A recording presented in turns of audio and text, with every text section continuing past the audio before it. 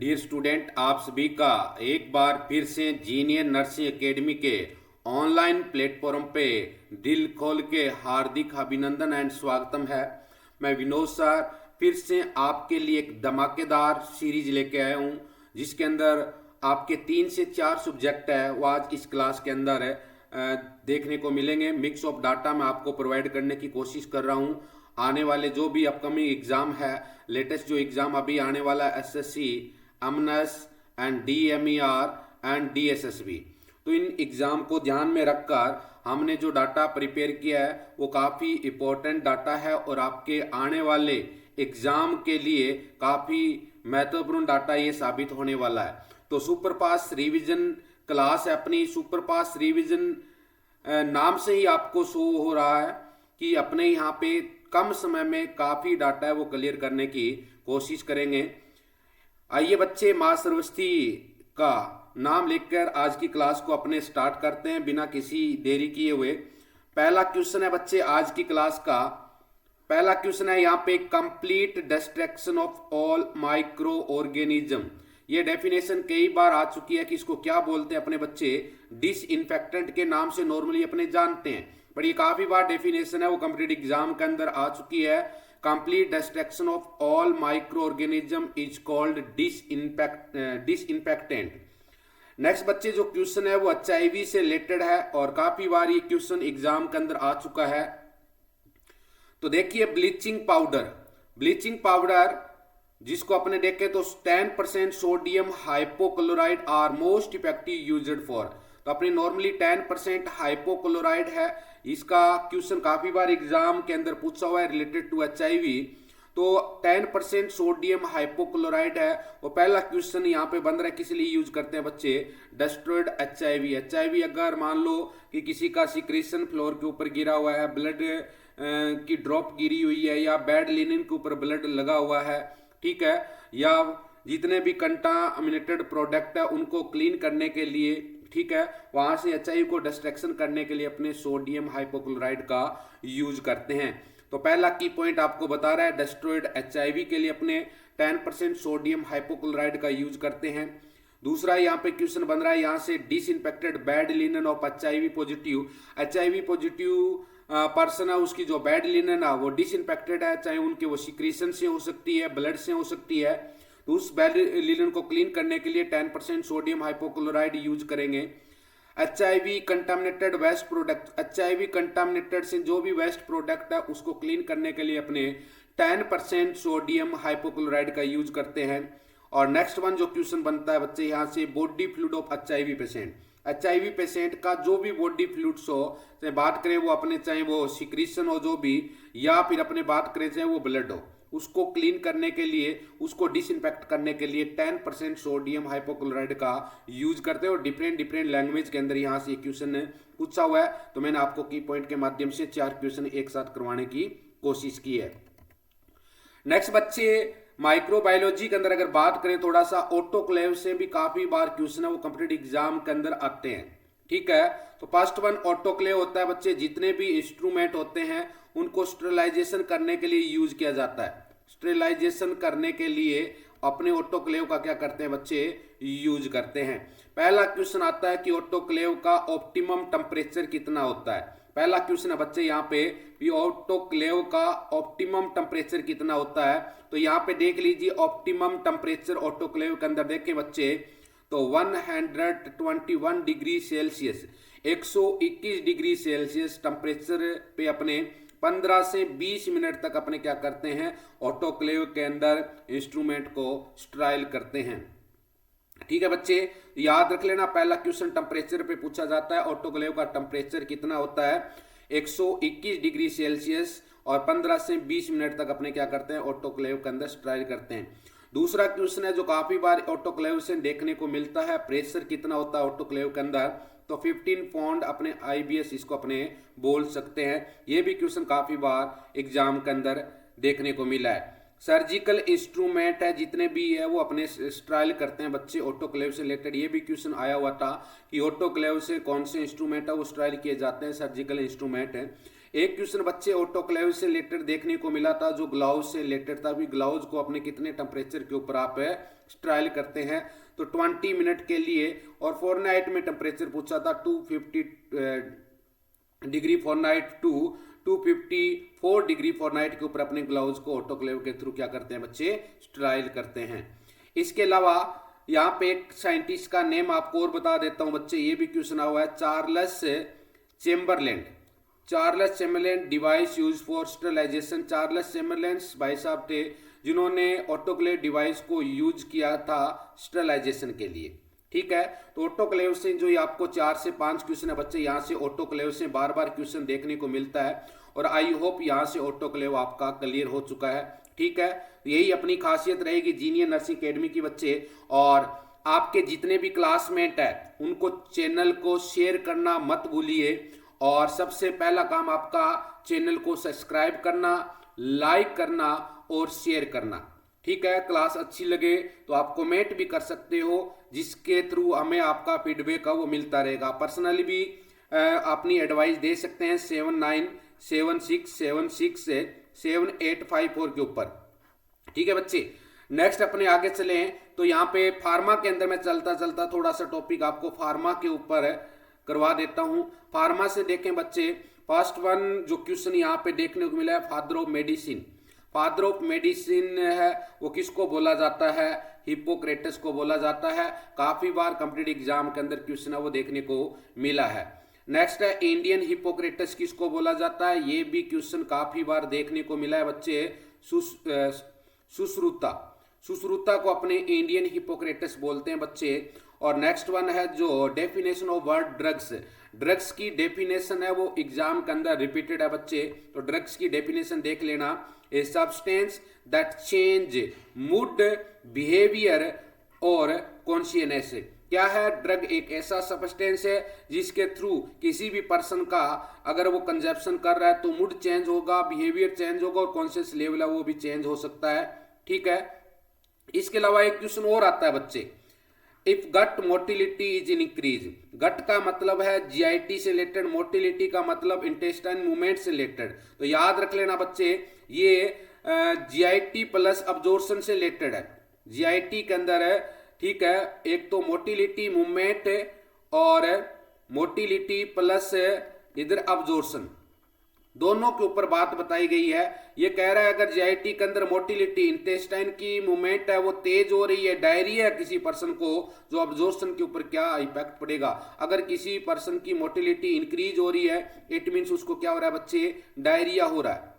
ठीक है, और डायरिया की कंडीशन में हमेशा ड्रग का अब्जॉर्प्शन होता है वो क्या होता है बच्चे, कम होगा, क्योंकि जैसे ही ओरल कैविटी से लेगा तो स्टूल के रास्ते से क्या होगा, मेडिसिन बाहर भी निकल जाए, क्योंकि इंटेस्टाइन के अंदर है वो ड्रग्स है वो थोड़े टाइम के लिए रुकेगा, जिसकी वजह से यहाँ पे अब्जॉर्प्शन रेट है वो डिक्रीज देखने को मिलती है अगर किसी पर्सन की जीआईटी मूवमेंट, गट मूवमेंट इंक्रीज है तो। सिंपल सा क्वेश्चन है, ड्रग रिलीव पेन जिसको एनाल्जेसिक बोलते हैं, ड्रग रिलीव वॉमिटिंग जिसको एंटीमेटिक्स बोलते हैं। ठीक है, इस टाइप से क्वेश्चन ये आया हुआ है।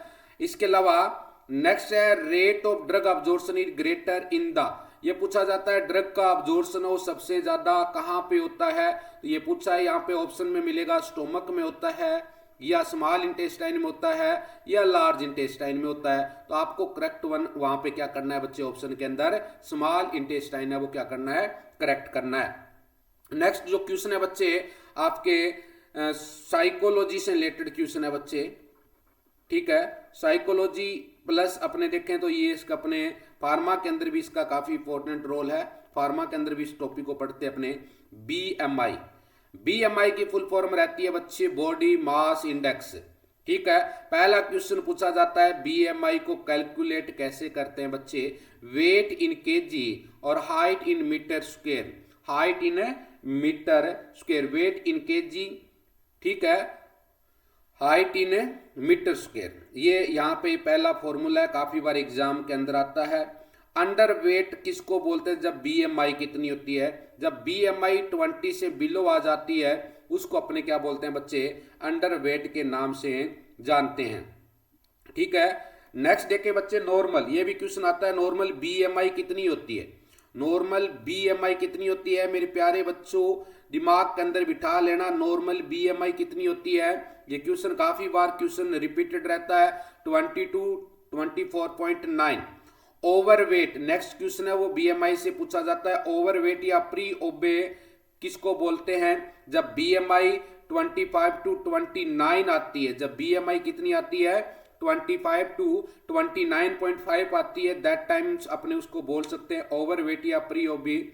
और ओबेसिटी कब बोला जाता है, ये भी क्वेश्चन रिपीटेड है बच्चे। ओबेसिटी तब बोलते हैं जब बीएमआई मोर देन 30 चली जाती है। बीएमआई कितनी चली जाती है? मोर देन 30 चली जाती है। उस पर्सन को अपने बोल सकते हैं कि ओबेसिटी से सफर कर रहा है या कर रही है। मोरबिड ओबेसिटी किसको बोला जाता है? मोरबिड ओबेसिटी तब बोलते हैं जब बीएमआई मोर देन 40, बीएमआई का लेवल 40 से ज्यादा, 14 से ज्यादा चला जाता है, तब अपने बोलते हैं कि he is suffering from morbid obesity. तो ये बच्चे बीएमआई काफी खलबली मचाता है एग्जाम के अंदर, और मैंने आपको बीएमआई का ऑल ओवर डाटा आपको दे दिया है की पॉइंट के माध्यम से। तो अगर यहां से क्वेश्चन आएगा बीएमआई का, अगर क्वेश्चन उठता है तो इन डाटा से बाहर क्वेश्चन है वो नहीं जाएगा। नेक्स्ट जो क्वेश्चन है बच्चे, यहाँ पे साइकोलॉजी से रिलेटेड क्वेश्चन है, और काफी बार क्वेश्चन आया हुआ है कि लर्निंग की डेफिनेशन पूछते हैं, लर्निंग किसको बोलते हैं। तो आइए जानते हैं आज लर्निंग के बारे में भी। ए परमानेंट चेंज और मॉडिफिकेशन ऑफ बिहेवियर और स्किल बाय एक्सपीरियंस और प्रैक्टिस। ये कह रहा है किसी पर्सन के अंदर परमानेंट चेंज आ जाता है बिहेवियर के अंदर, स्किल के अंदर, या तो वो किसी एक्सपीरियंस के थ्रू भी बोलते हैं, इसको 10 ईयर का एक्सपीरियंस हो गया, या फिर प्रैक्टिस, बार बार प्रैक्टिस कर रहा है, जिनको अपने क्या बोलते हैं बच्चे, लर्निंग के नाम से जानते हैं। एक क्वेश्चन सिंपल सा पूछा जाता है, operant condition was proposed. Operant condition जो थ्योरी थी वो किसने प्रपोज की थी? सिंपल सा क्वेश्चन पूछा जाता है, नेम याद रख लेना, B F Skinner. B F Skinner operant condition है, वो थ्योरी दी थी। इसके अलावा बच्चे नेक्स्ट जो क्वेश्चन है, father of psycho analytic theory. Father of psycho analytic theory किसको बोला जाता है? सिगमंड फ्रूड को बोला जाता है। किसको बोला जाता है? सिगमंड फ्रूड को father of psycho analytic theory बोला जाता है बच्चे। और यहाँ पे आपको याद रखना है, क्या याद रखना है, थोड़ा सा यहाँ पे मैं नेक्स्ट जो की पॉइंट है इंपॉर्टेंट है बच्चे आपके लिए। यहां पे देखिए बच्चे, साइको एनालिटिक जो थ्योरी होती है उसको साइको डायनेमिक थ्योरी भी बोलते हैं। क्या बोलते हैं? साइको डायनेमिक, या फिर अपने इसको बोलें तो साइको सेक्सुअल डेवलपमेंट थ्योरी या लिबिडो थ्योरी। बात करें ये सब थ्योरी देने वाला पर्सन कौन था? सिगमंड फ्रूड था। कौन था बच्चे? सिगमंड। पहली क्या है? Psycho analytic theory, psycho dynamic theory, psycho sexual development theory और लिबिडो थ्योरी के बारे में अगर आपसे एग्जामिनर इन फ्यूचर जो भी एग्जाम आता है, अगर इनके अंदर इस थ्योरी का नाम आता है तो आंसर में सिगमंड फ्रूड मिलेगा, और उसको आपको क्या करना है? राइट क्लिक करना है। नेक्स्ट बच्चे यहाँ पे क्वेश्चन है वो न्यूट्रिएंट से मैं आपको प्रोवाइड करने की कोशिश कर रहा हूं। न्यूट्रिशन से रिलेटेड क्वेश्चन है, cheap source of energy in environment. Energy environment के अंदर चीप सोर्स क्या माना जाता है एनर्जी का? तो आपको यहाँ पे राइट क्लिक करना है बच्चे, सन।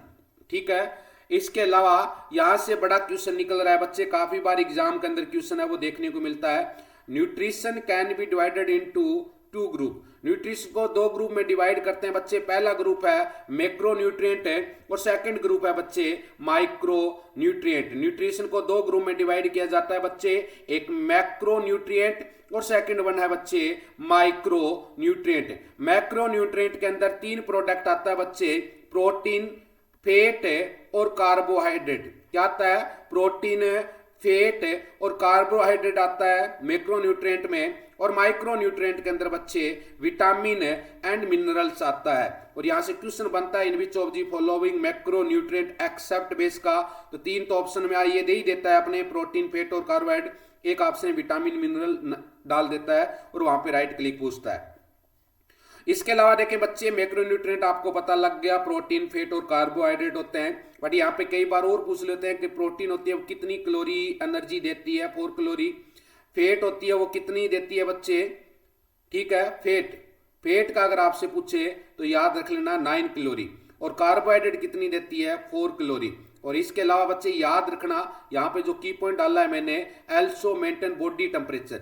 तो कौन बॉडी टेम्परेचर मेंटेन करने में रोल प्ले करता है आपको, तो यहाँ पे नोट कर लेना बच्चे, फैट।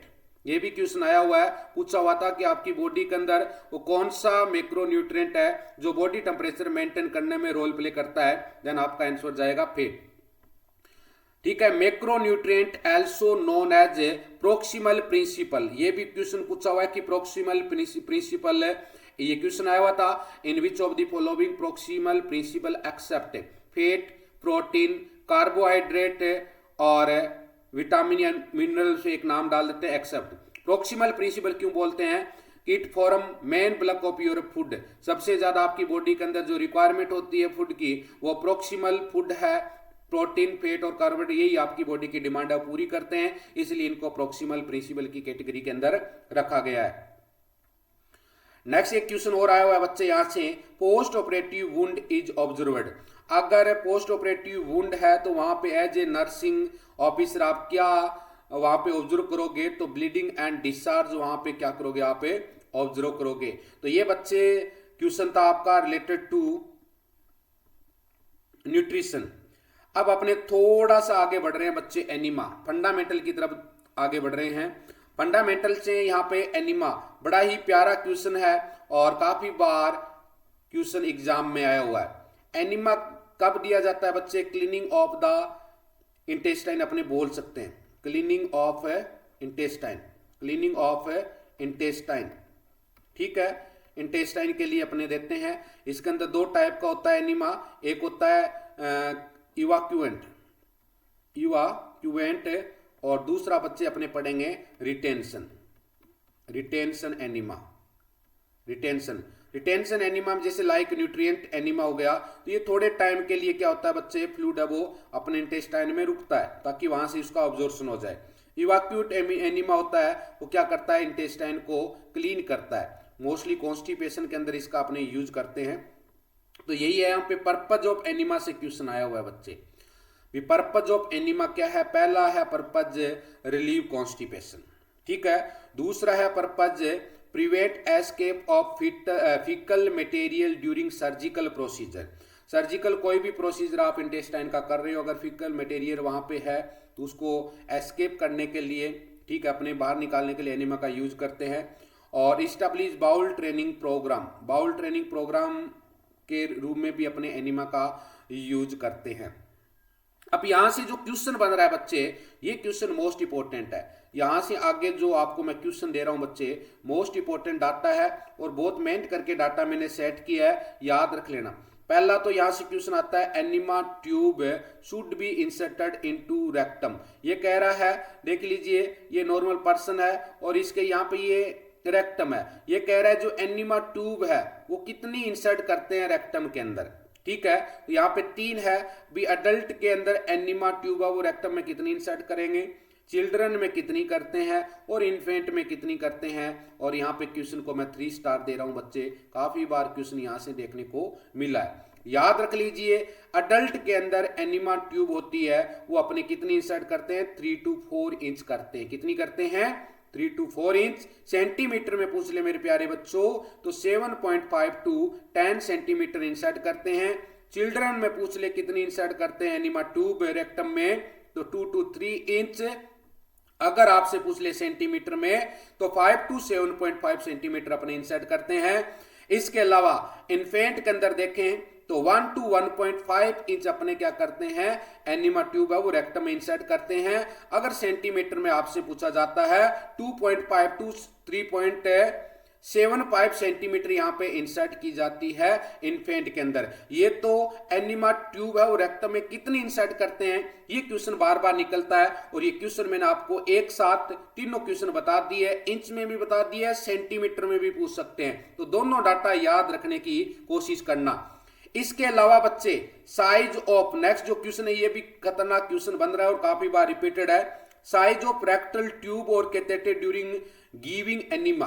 भी अपने यहाँ पे रेक्टल कैथेटर या रेक्टल जो भी ट्यूब लेते हैं, ये तो इंसर्ट का, पहला पॉइंट तो इंसर्ट का था, दूसरा कह रहा है भी इंसर्ट तो करेंगे, लेकिन साइज क्या करेंगे? अडल्ट वाली इन्फेंट के इंसर्ट नहीं कर सकते, इन्फेंट वाली अब अडल्ट के इंसर्ट नहीं कर सकते, तो पर्टिकुलर अडल्ट चिल्ड्रन और इन्फेंट में ट्यूब का साइज होगा या कैथेटर जो भी इंसर्ट करते हैं उसका भी कोई साइज होगा। तो साइज भी याद रख लेना मेरे प्यारे बच्चों।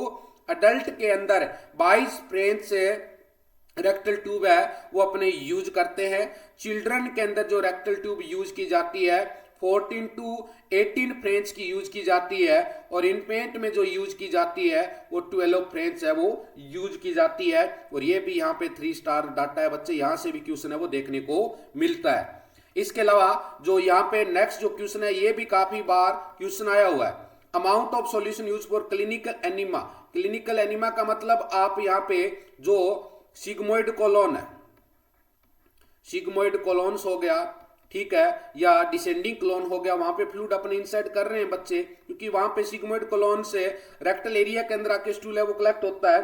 तो यहाँ पे उस स्टूल को क्लीन करने के लिए, बाहर निकालने के लिए आप कितनी अमाउंट में वहां पे सॉल्यूशन है वो यूज करते हो। भी आपने रेक्टल इंसर्ट इतनी करते हैं ट्यूब, साइज भी देख लिया, अब आप रेक्टल के अंदर इंसर्ट कर रहे हो तो सॉल्यूशन तो करोगे, कितना सॉल्यूशन? अडल्ट का पूछा जाता है 500 से 1000 ml बच्चे। मोस्ट इंपोर्टेंट है बच्चे, दिमाग में बिठा लेना, क्वेश्चन यहां से आता है, आएगा डेफिनेटली एग्जाम के अंदर, यहां से क्वेश्चन देखने को मिलता है।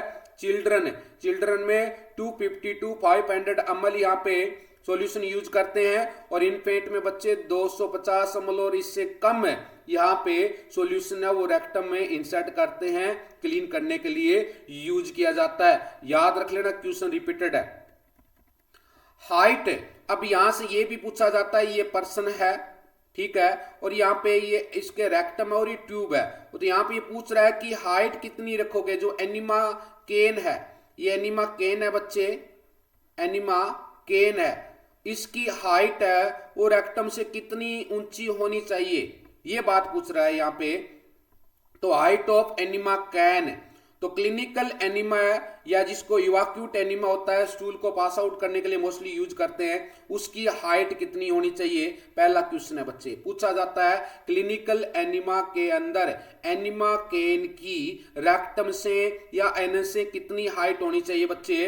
18 inch 45 centimetre, 18 inch 45 centimetre enema can की हाइट होनी चाहिए। किसके अंदर बच्चे? क्लिनिकल एनिमा या इवाक्यूट एनिमा के अंदर। दूसरा क्वेश्चन बनता है यहाँ पे रिटेंशन एनिमा, लाइक यहाँ पे न्यूट्रिएंशिएंट एनिमा हो गया, ड्रग एनिमा हो गया, sedative enema, type of retention enema है बच्चे। तो रिटेंशन एनिमा के अंदर है एनिमा कैन की हाइट कितनी होनी चाहिए? 8 इंच एंड 20 सेंटीमीटर। और नेक्स्ट वन यहां से क्वेश्चन है बच्चे, at every 12 inch of height 0.5 IB of pressure of flow of solution increase. 12 inch के ऊपर अपने 0.5 IB प्रेशर है वो सॉल्यूशन का क्या कर देंगे? इंक्रीज कर देंगे। बच्चे ये भी 2 क्वेश्चन है यहाँ पे क्लिनिक का पूछे आपसे, तो याद रख लेना 18 इंच सर, और यहाँ पे आपसे रिटेंशन का पूछे सर है तो यहाँ पे आपको 8, ठीक है, 8 और 18। 8 इंच का मतलब देखें तो 20 सेंटीमीटर, और 18 इंच का मतलब देखें तो 45 सेंटीमीटर। दोनों डाटा याद रख लेना मेरे प्यारे बच्चों। और यहाँ पे इस तरह की धमाकेदार क्लास देखनी आपको, चैनल को सब्सक्राइब करना मत भूलिए, और आपके जितने भी फ्रेंड्स हैं उनको भी शेयर करना। कहते हैं कर भला हो भला, आप जितना शेयर करोगे आपका भी भला होगा। वो कैंडिडेट जो तैयारी कर रहा है, और यहाँ पे जो हम बूस्टर डोज आपको दे रहे हैं, ये आपकी तैयारी के अंदर आपके 4 सितारे और बढ़ा देंगे, क्योंकि आपका यहाँ पे बूस्टर डोज हमारी जो सुपरफास्ट डिवीजन क्लास है उसमें ऑल ओवर डाटा इसी एंगल से आपको देखने को मिलेगा आने वाले डे के अंदर, ठीक है। इसके अलावा यहाँ पे जो नेक्स्ट क्वेश्चन है बच्चे, administration of enema contraindicated in bowel perforation है। बावल परफोरेशन है या अपेंडिसाइटिस की कंडीशन है, उसके अंदर अपने क्या करते हैं, एनिमा है बच्चे, वो क्या माना जाता है? कॉन्ट्रा इंडिकेशन है वो माना जाता है। आई होप यहाँ तक किसी को कोई डाउट नहीं है। फिर भी किसी बच्चे को डाउट है तो नीचे स्लाइड के ऊपर विनोद सर के नंबर आपको विजुअलाइज हो रहे हैं, उस पर कॉन्टैक्ट करके आप अपनी डाउट है वो शेयर कर सकते हो।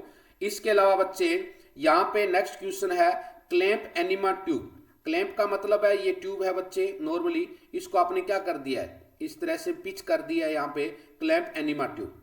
या टेम्परेरी स्टॉप द एनिमा, ये कह रहा है आपने ट्यूब को पिंच कर लिया, या एनिमा को आप स्टॉप कब करोगे, आप दे रहे हो, देते देते आप थोड़े टाइम के लिए एनिमा को स्टॉप कब करोगे, तब करोगे जब इन केस ऑफ आर्ज और डेफिकेशन और एब्डोमेन क्रैम्प, आप पेशेंट को एनिमा दे रहे हो और पेशेंट बीच में बोलता है अरे भाई साहब मेरे को एब्डोमेन क्रैम्प हो रहा है, मेरे को ऐसा प्रतीत हो रहा है कि मेरे को स्टूल पास आउट होगा या डेफिकेशन पास आउट होगा, उस कंडीशन में ये नहीं कि चल भैया होगा तो होने दे, मैं तो फ्लूइड है वो पूरा का पूरा इंसर्ट करूंगा, मेरे सर ने बताया था अडल्ट पे 500 से 1000 ml करते हैं, मैं तो 1000 ml ही इंसर्ट करूंगा, ऐसा नहीं करना है। जब उसको, क्योंकि देखो फ्लूइड डालेंगे तो पेरिस्टालिक मूवमेंट स्वाभाविक आएगी, तो जैसे ही उसके फ्लूइड डाल रहे हैं अगर उसको के in case of urge defecation abdomen cramp आ रहे, उस कंडीशन में एनिमा को अपने क्या कर देंगे बच्चे, स्टॉप कर देंगे टेम्परेरी थोड़े टाइम के लिए, जब तक वो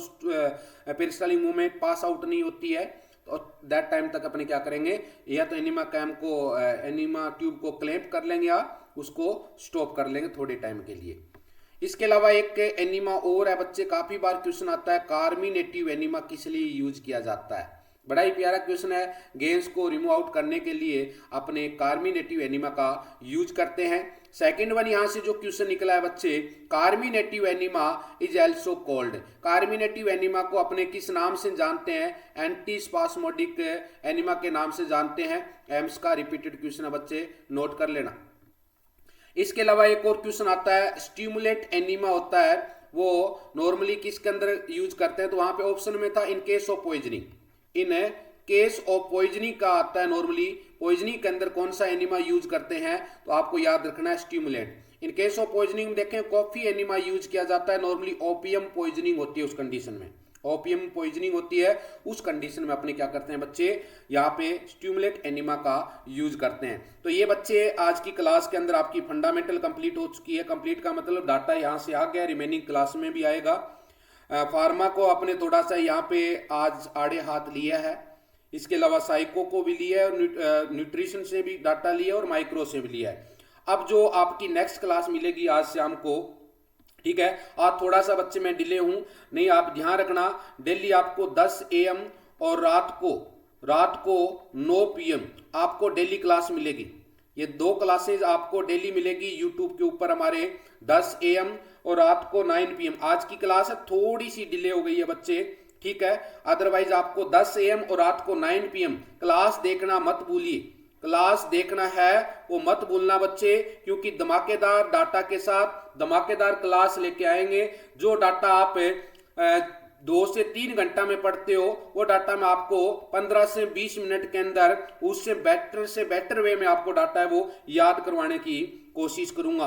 तो इसके अलावा भी हमारा, अगर आप डिटेल में कोर्स लेना चाहते हो तो आपके पास यहाँ पे ऑप्शन है बच्चे, इसकी जो अब आप क्लास देख रहे हो, इस क्लास की अगर आपको PDF लेनी है इस क्लास की, तो हमारे ऐप के अंदर जाना बच्चे। इस टाइप का अगर ऐप है, आप डिस्क्रिप्शन के अंदर भी है, जीनियर नर्सिंग एकेडमी हमारा ऐप है।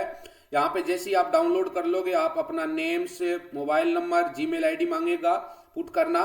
उसके बाद नीचे की साइड में स्टोर का ऑप्शन होगा बच्चे, नीचे की साइड में स्टोर का ऑप्शन होगा, और स्टोर में जाओगे तो वहां पे आपको focus on your dream batch मिलेगा, जो आपकी यूट्यूब क्लासेज हो रही है। इसके अगर PDF भी आप लेना चाहते हो तो 15 रुपए के अंदर मात्र आपको ये PDF भी मिलेगी, विद वीडियो मिलेगी वहां पे, ठीक है। और इसके अलावा हमारा अर्जुन सीरीज है जो हमेशा प्रैक्टिकल बेस के ऊपर चल रहा है, अभी प्रैक्टिकल बेस के ऊपर अर्जुन सीरीज हमारी चल रही है। जो बच्चे अमनस की तैयारी कर रहे हैं, मिलिट्री नर्सिंग सर्विस की तैयारी कर रहे हैं, वो बच्चे भी यहाँ पे अर्जुन सीरीज को परचेज कर सकते हैं। 299 रुपए की सीरीज है, जिसके अंदर आपको वीडियो प्लस MCQ मिलेगा। इसके अलावा जो हमारा सबसे बेस्ट जॉब पर चल रहा है गुरुकुल बैच है, जिसकी वैलिडिटी 1 साल तक है बच्चे, 1 ईयर तक है। और यहाँ पे आपको थ्योरी भी मिलेगी। इस गुरुकुल बैच के ऊपर आपको क्या मिलेगी बच्चे, थ्योरी मिलेगी, प्लस MCQ क्लास मिलेगी, प्लस जितने भी आपको यहाँ पे फोक्स सीरीज है या अर्जुन सीरीज है, आपको इस बेंच में अर्जुन सीरीज और फोकस सीरीज है वो फ्री मिलेगी अगर आप गुरुकुल बैच लेते हैं। 499 बच्चे, कोई प्राइज नहीं है, 1 साल की वैलिडिटी है और आपको शानदार यहाँ पे डाटा मिलेगा। Theory plus MCQ plus practical based question plus image based question, exam जैसे जैसे आएगा वहां पे आपके डाटा का भंडार यहाँ पे आपको देखने को मिलेगा। तो आज की क्लास को अपने यहीं पे विराम करते हैं बच्चे। नेक्स्ट क्लास है वो रात के 9 PM आपको क्लास है वो देखने को मिलेगी मेरे प्यारे बच्चों, ठीक है। अब एक क्लास है वो 10 AM, थोड़ी सी डिले है क्लास, ठीक है बच्चे। और 9 PM 2 क्लास आप यहाँ पे डेली मिलेगी। जो भी आपके एग्जाम है, चाहे वो SSC का है, चाहे वो आपका एमएनएस का है, ये क्लासेस देखना मत भूलिए। डिटेल में लेना है तो हमारे एकेडमी के जो चैनल है हमारा जीनियर नर्सिंग एकेडमी, उसके ऊपर जाके आप ले सकते हो। इसके अलावा भी आपको पर्टिकुलर PDF वहाँ पे अलग अलग ऑफर है वो प्रोवाइड करवाऊंगा, वहां से भी आप पर्टिकुलर PDF भी ले सकते हो। प्राइस उसका बिल्कुल ना के बराबर रखा है, ठीक है। सबका साथ सबका विकास लेके अपने को चलना है। विकास का मतलब अपने को सबको गवर्नमेंट जॉब चाहिए। जो पढ़ रहे हैं सबका एक ही सपना है गवर्नमेंट जॉब का, ठीक है बच्चे। तो आपको गवर्नमेंट जॉब की टेंशन नहीं लेनी है, बिल्कुल माइंड फ्रेश करके स्टडी करनी है, किसी भी एंगल से टेंशन नहीं लेनी है। और ध्यान रखना मेरे प्यारे बच्चों, जो अभी तक आपने पढ़ा है उसका आपको रिवाइज करना है, नए डाटा के ऊपर फोकस नहीं करना। फोकस करना है तो जीनियर नर्सिंग एकेडमी आपको वही डाटा प्रोवाइड कर रही है जो आपने पहले पढ़ा है, उसको सिस्टमेटिक एंगल्स में प्रोवाइड कर रहे हैं। और जो नया डाटा दे रहा हूं मैं आपको बिल्कुल इजी एंगल में दे रहा हूं ताकि आप याद रख पाओ, ठीक है।